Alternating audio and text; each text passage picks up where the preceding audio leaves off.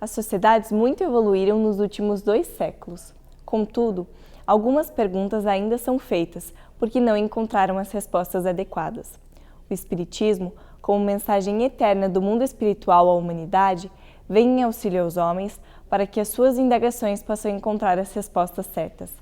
Acaba de começar o programa A Vida em Foco e te convidamos para refletir juntos sobre as questões que a vida nos propõe. Fique conosco!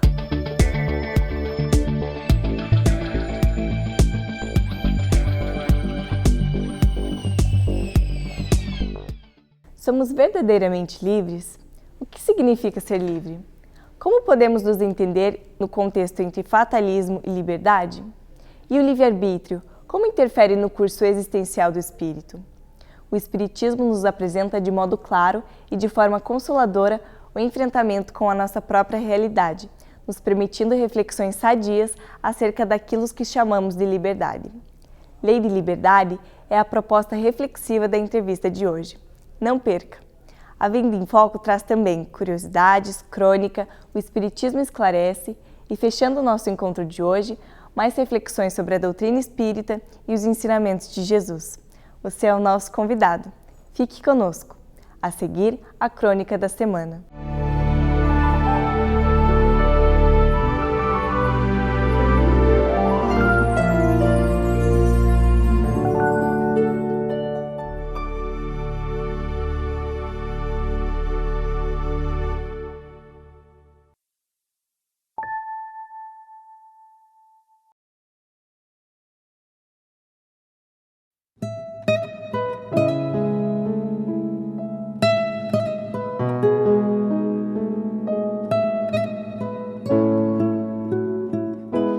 A lua dependurada no céu da noite, o sol vitalizando os dias, ventos, mares, amplidões. No início, esse sentimento de fascínio com a grandiosidade da natureza despertou-nos um temor que ensejou a adoração, os ritos e sacrifícios. Povos sumérios, os primeiros a usar a escrita, cultuavam a Anu, o firmamento. Egípcios adoravam Ra, o deus Sol, entre tantos outros. Gregos sonhavam com o Olimpo, onde Zeus tramava seus destinos. Tupis-guaranis, na Sul-América pré-colombiana, ofereciam danças a Tupã, o Criador. Todos os humanos que já pisaram na face da terra, em algum momento, tomados em sua pequenez, se curvaram diante do infinito. E ao darem nome ao que pressentiam, talvez soubessem que seria difícil reduzir tal sentimento a uma única palavra. Quem sabe por isso, os hebreus simplesmente o chamavam de Elohim, Deus dos deuses, ou de Yahvé, aquele que não tem nome. Antes lutávamos contra a natureza num ambiente hostil, onde a força bruta era a nossa principal força. É natural que o sentimento Deus de outrora correspondesse a esse estado. Hoje somos capazes de verter poesia, de criar leis que protegem as crianças, de planejar cidades e de sonhar com uma relação interdependente e harmônica com os outros seres do planeta. Porém, o mistério do infinito persiste diante da finitude humana.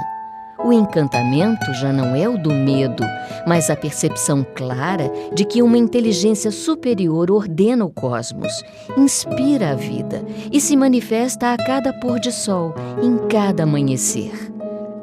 Os deuses de outrora eram produto da ignorância e do temor.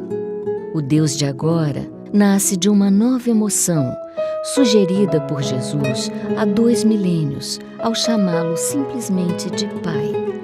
É um Deus que tem coração, um Deus de amor. Quanto mais doçura você carregar na alma, mais perto de Deus estará. Ele é como as estrelas do poema de Olavo Bilac. Para entendê-lo, é preciso amar. A Vida em Foco traz assuntos do cotidiano que são de seu maior interesse. E hoje não será diferente. A entrevista é sobre a Lei de Liberdade. Veja o que o Espiritismo fala sobre esse tema. Acompanhe! Olá, que bom que você está aí. Estamos começando o nosso bate-papo, a nossa entrevista, mais uma vez com Dineu de Paula. Dineu para falar hoje de uma das leis mais complexas, mais extensas, né, de O Livro dos Espíritos. Novamente, né, o Dineu está tratando, né, em várias entrevistas, das leis morais, uma a uma, dando aspectos, né, pinceladas para permitir que aquele que estuda, aquele que medita, entenda primeiro, né, o conceito, o conteúdo da lei, os seus limites. Então, Dineu, seja muito bem-vindo. Obrigado. Por essa tarefa gigantesca de falar sobre a lei de liberdade. Dineu, o que é ser livre, Dineu? Questão complicada, né, Márcio? É complicado. Essa questão é fácil perguntar, Dineu, agora? É difícil mesmo. Né? Veja, a resposta vai ser o que for possível. Né? A história da humanidade é uma luta por liberdade. Se nós formos ver as civilizações do passado, como esse valor era ausente. Muitas vezes, dependendo do contexto em que você nascia, a sua vida estava determinada. Se você nascia plebeu, seria plebeu para sempre. Dependendo da família em que nascia, você teria determinada profissão. Se você nascia mulher, tudo tinha muitas limitações. E houve muitas guerras e muita luta para mudar isso, né? Então, por exemplo, os monarcas do passado, os monarcas absolutistas que oprimiam a liberdade do povo, né? Quantas guerras houve a respeito, quantas revoluções de costumes. Só que é interessante a dificuldade de você lidar com esse valor. Por exemplo, a Revolução Francesa, né? Derrubou o monarca absoluto, que em princípio oprimia o povo, sob o dístico de liberdade, igualdade e fraternidade, e na sequência surgiu uma matança louca para impedir que as pessoas sequer pensassem ou se insurgissem de qualquer modo a respeito, né? Então, essa questão de você ser livre, mas de você ser livre com equilíbrio. Os costumes mudaram, hoje é possível casar ou não casar, é possível exercer a profissão que se quer, mudar de cidade. Então existe um contexto muito maior de liberdade, mas também existe um problema de falta, às vezes, de responsabilidade. Muitas vezes você ouve falar, determinada pessoa é liberada, mas isso não tem o sentido de que a pessoa se libertou, digamos, de uma constrição, de uma doença, conquistou algo relevante. Normalmente tem mais o contexto de falta de vergonha. Então surge o que seria realmente a liberdade e como usar a liberdade, especialmente no contexto de uma lei divina, de alguém que quer entender e se amoldar ao contexto da lei divina que objetiva a felicidade. Liberdade, evidentemente, tem a ver com o tão falado livre-arbítrio, né, que é a possibilidade de autodeterminação, de eu pensar e agir de acordo com a minha vontade. Então, nesse contexto de liberdade que se cria, de possibilidade de se autodeterminar, é importante lembrar Paulo de Tarso quando ele disse: tudo me é possível, mas nem tudo me é lícito. Então, a questão de como eu uso a minha liberdade. E também Jesus disse: a verdade vos libertará. Então, surge a verdade como a culminância de um processo de aprendizado. Após o pleno aprendizado, porque, afinal de contas, a verdade é quando eu ajusto as minhas crenças à realidade. Então, ao longo de um processo de aprendizado imenso, eu me torno livre. Então, é um contexto amplo e complexo esse da liberdade, né, Márcio? E, Dineu, o ser humano é realmente livre? Depende, tudo depende, né? Depende do contexto.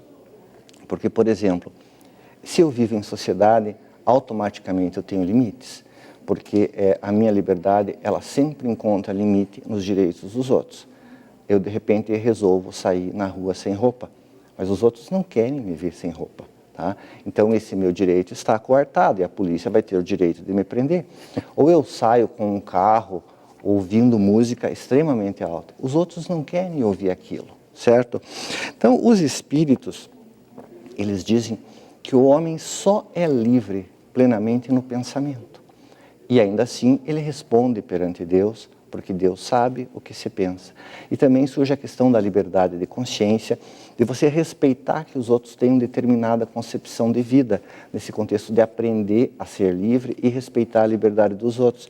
Que às vezes a sociedade fica meio polarizada e surge aquele embate entre, hoje em dia está a questão política muito em pauta, né? Então aquela coisa de quem tem um pensamento de esquerda ou pensamento de direita, um desfaz do outro, entende? Como se quem tivesse uma linha de esquerda de pensar fosse burro, ou quem tivesse uma linha de direita de pensar fosse egoísta. Então a coisa de você aprender a lidar com a diferença, tá? Porque no pensamento ninguém tem o direito de se opor, digamos, à liberdade de consciência que não degenera em prejuízo para a sociedade. Mas quanto a ser ou não livre, na questão número 872 do Livro dos Espíritos, fala-se que a liberdade humana ela se manifesta em dois momentos. Primeiro, enquanto espírito.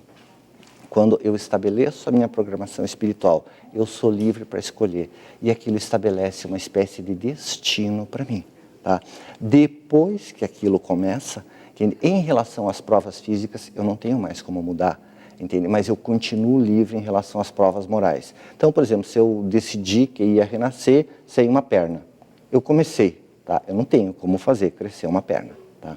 Mas a questão moral, como eu vou reagir àquilo, ao contexto em que eu fui colocado, a família, tá? Porque a vontade ela tem um papel muito importante. Nunca há fatalismo em relação aos atos da vida moral. Então eu sou sempre livre para ser superior ao meio em que eu vivo ou para me fazer de vítima e aceitar que a minha vida é regida pelos elementos. É uma questão de vigor de alma, entende? De eu ser o melhor que eu posso no contexto em que eu fui colocado. Bem, Dineu, a gente vai fazer um intervalo, mas tem uma questão para a gente trabalhar depois do retorno, no segundo bloco. Você falou em livre-arbítrio, você falou em fatalidade. A questão é se existe alguma fatalidade na existência humana, até na existência do espírito. Ou nós somos absolutamente livres? Precisamos falar disso. Falemos? Você topa? Perfeito. Tudo bem. A gente faz o intervalo e já volta. Fique conosco. O intervalo é breve. Logo retornaremos com o segundo bloco da entrevista. Até já!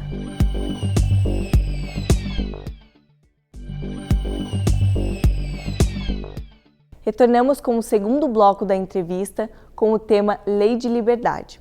Acompanhe! Tudo bem, estamos de volta conversando a respeito daquilo que o próprio Dineu chama de a lei mais complexa, mais extensa pelo menos, que é a lei de liberdade. Já perguntamos se o homem é livre, né? Já falamos se ele é realmente livre, o que é liberdade, e agora estamos falando, já que você tocou no assunto livre-arbítrio e fatalismo, se existe alguma espécie de fatalidade na vida da gente. Existe uma determinada fatalidade que depende das escolhas que eu fiz antes de reencarnar, das provas que eu viveria. Então, por exemplo, eu decidi que eu vou renascer numa região extremamente pobre. Tá? Algumas injunções da minha vida vão estar presentes. Ou eu decidi que vou renascer em um país assolado por guerra. Tá? Algumas experiências de medo, tá? Ou, digamos, eu programei que eu vou ser órfão. Então, eu nasço com a ideia de que vai morrer pai e mãe. Então, esse tipo de programação, ele gera um certo fatalismo que eu não tenho como me furtar. A partir do momento em que eu programei aquilo, evidentemente, existe. Só que a programação espiritual, Márcio, ela abarca, digamos assim, os fatos mais graves e determinantes da existência humana, e não os detalhes. Vou te dar um exemplo. Digamos que antes de renascer, eu me comprometi com um determinado espírito que precisava reencarnar por alguma injunção por um período curto. Entende? Digamos, ele precisaria ficar encarnado durante 10 anos. Tá? E a programação era essa. Tá? Então, o meu filho vai morrer quando tiver 10 anos. Tá? Isso é um lance grave da existência. Ou, de repente, eu programei para mim uma enfermidade genética ali pelos 40, 50 anos. É um lance grave. Tá? E esses lances graves e determinantes eles têm uma programação, então estão relativamente definidos.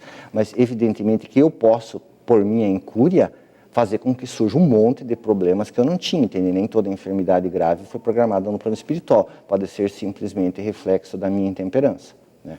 Mas então, agora, como eu reajo a isso, como eu vou saber lidar com aquilo, se eu vou levar com leveza, com tranquilidade, isso aí corre por minha conta, a minha dignidade ou a minha indignidade. Até porque a programação espiritual, ela pode ser alterada conforme a minha conduta. De repente eu estou me fazendo útil a um número muito grande de pessoas, eu estou aprendendo bastante num determinado contexto. A misericórdia divina pode aliviar o contexto de algumas provas, porque se a prova visa a me ensinar determinado valor e eu já adquiri aquele valor, ou de repente já superei, eu já me tornei solidário, não há por que eu passar gratuitamente, entende? Então esse destino é meio maleável, porque o livre-arbítrio humano sempre acaba interferindo nesse processo. Uma curiosidade, Dineu, já que assim, há uma maleabilidade nesse processo, mesmo tendo programado para 10 anos ou uma enfermidade, é possível que a providência divina, se o indivíduo pode por incúria antecipar, inclusive, né, pode suicidar, porque é uma decisão que ele toma, é o livre-arbítrio dele, Perfeito. Mas a providência pode dilatar, por exemplo, se for 10 não vai ser 12. Sim. Pode? É possível? Há casos assim? Há casos, até na literatura espírita, são casos que se colocam de pessoas que, em princípio, deveriam desencarnar, por exemplo, aos 60, 70 anos, e de repente estão sendo tão úteis naquele contexto, toda a família unida, sabe? A presença daquela pessoa está sendo um fator de evolução no meio. Então, ela, digamos assim, recebe um acréscimo de energia vital para que ela siga vivendo mais um tempo.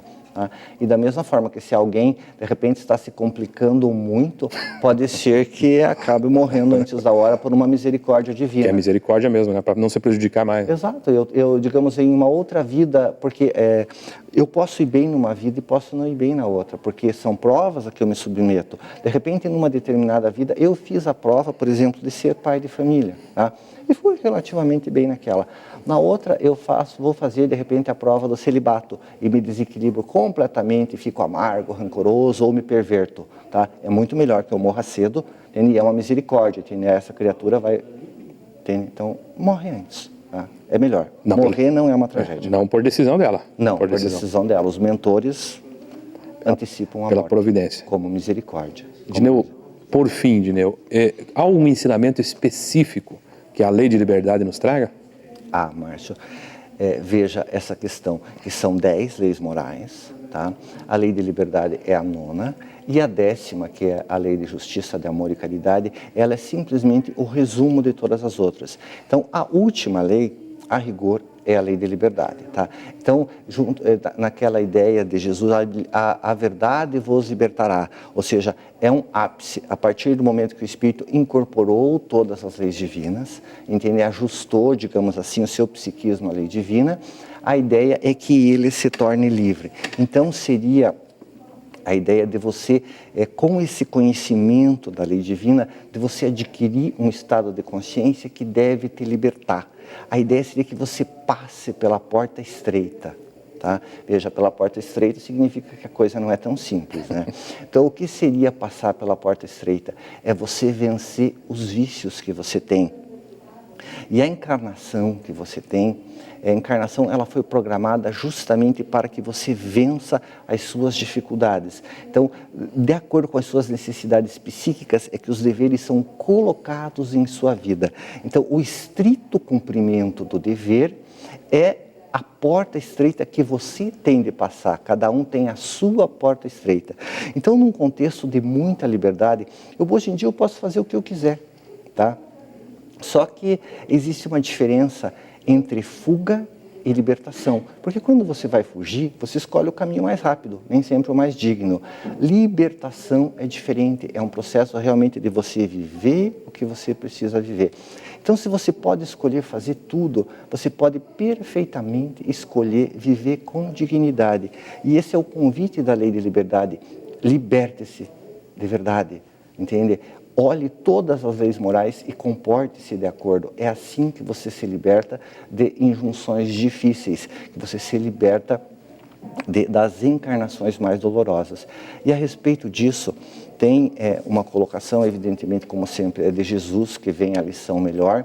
Em determinado momento, ele disse: eu não faço a minha vontade, mas a vontade de Deus, a vontade daquele que me enviou. E daí surge a questão, nossa, mas Jesus estava contrariado no mundo. Ele abriu mão da sua vontade, entende? Da sua liberdade, até da liberdade de querer, que é o elemento mais básico. Só que a leitura não é essa, entende? O que ali a gente se depreende é que Jesus exerceu a liberdade dele da forma mais sublime possível. Ele escolheu querer o que Deus queria. Ele ajustou a vontade dele ao querer divino, reencarnou na Terra, amou, perdoou, amparou e dividiu a história da humanidade ao meio. Então, em alguma medida, nós somos convidados pela lei de liberdade a refletir sobre o que realmente nos liberta, em ajustar a nossa vontade ao querer divino. E essa vontade de Deus em relação a nós, ela é manifestada pelos deveres que a vida nos coloca, a família, o trabalho, o meio social. Libertemo-nos, não fujamos. Libertação. Fazer o que é certo, mesmo que seja difícil. Isso é a verdadeira liberdade. É o que faz passar pela porta estreita.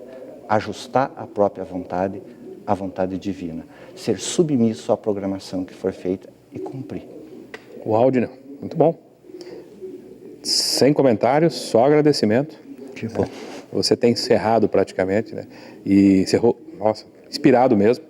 Agradeço você pela boa disposição e a você que nos acompanhou. Fique conosco porque o programa continua. Você tem uma dúvida e quer que respondamos? Envie por e-mail no endereço contato@avidaemfoco.com.br a sua pergunta. Acompanhe agora no quadro O Espiritismo Esclarece, pois essa poderá ser a resposta da pergunta que você procura. Confira agora o quadro O Espiritismo Esclarece, com a participação especial de Alessandro Viana de Paula. O Espiritismo pode ser considerado uma religião? Allan Kardec teve a oportunidade de tratar dessa questão na Revista Espírita, porque depende muito do que se conceitua como religião. Normalmente, diz Allan Kardec, que a palavra religião ela já vem muitas vezes contaminada, acreditando-se que religião seja cultos, ritualismos, práticas repetitivas. Nesse sentido, nós não teríamos a doutrina espírita como uma religião. Mas no seu sentido original, no seu sentido largo, tendo religião como sendo algo que religa, que conecta a criatura a Deus, ao Pai, sem dúvida alguma nós vamos poder concluir que o Espiritismo é uma religião, porque vem nos conectar com Deus, sem a necessidade de intermediários, permitindo que a própria criatura humana, através da prece, através da espiritualização, da introspecção produtiva, ela possa fazer essa conexão com Deus. E é uma religião cristã, porque nós temos como fundamento moral Jesus. Estamos aqui em lutas para sermos um indivíduo melhor. Então a doutrina espírita é sim uma religião, convidando-nos a essa conexão com Deus, com a própria imortalidade, com a cristianização do mundo, a fim de que nós possamos ser um indivíduo mais compromissado do ponto de vista moral aqui na Terra. A boa religião é aquela que forma homens de bem. Nesse sentido, a doutrina espírita, apresentando Jesus como modelo e guia, está nos convidando a sermos um homem de bem. Portanto, na visão do próprio codificador, é uma religião cristã. Alberto Almeida nos traz momentos de reflexão com o quadro Espiritualidade em Gotas.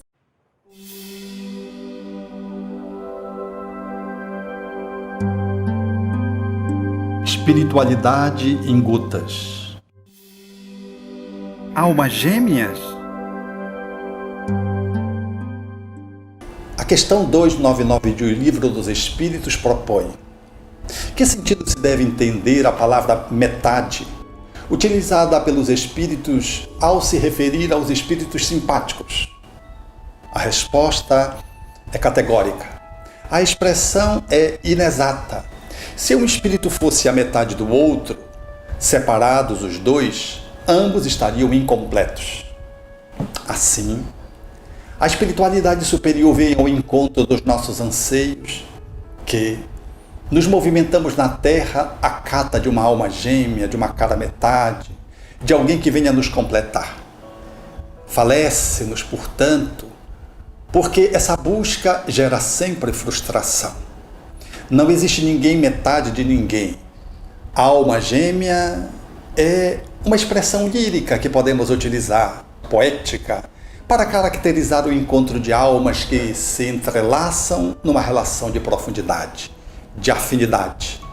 Mas, a rigor, ao pé da letra, não existe alma criada para uma outra alma em regime de reciprocidade. Deus não criou espíritos pela metade. Ele nos criou inteiros, singulares, completos, para que pudéssemos, na relação com os outros, ir ampliando esse processo de desenvolvimento para ganharmos a plenitude. Somos seres inteiros desde que fomos gerados e caminhamos apenas para um exercício de amplificação da nossa inteireza. Alguém que surge no nosso caminho convida-nos para o exercício do desenvolvimento desse potencial, a fim de que possamos efetivamente atualizar a nossa amorosidade na Terra. Esperar que alguém nos complete é carência, é sentimento de deformidade, é expressão de alguém que está em busca de que a felicidade venha de fora. Assumir a autonomia de que somos os geradores da nossa própria felicidade e do alto amor que nos completa, a partir de alguém que nos estimula nesse movimento, nessa capacidade, essa talvez seja o melhor sentido para que possamos entender o colorido de encontro de almas que se amam. Almas gêmeas, jamais. Algemas, existem muitas.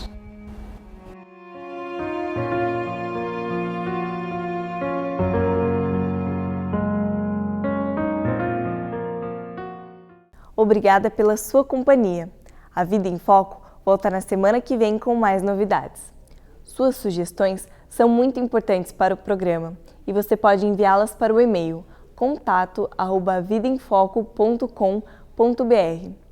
Acessando o site www.avidaemfoco.com.br, você encontra todas as edições anteriores. Aproveite para rever as entrevistas e também os outros blocos do programa. Muito obrigada pela sua companhia, tenha uma ótima semana e até o próximo A Vida em Foco.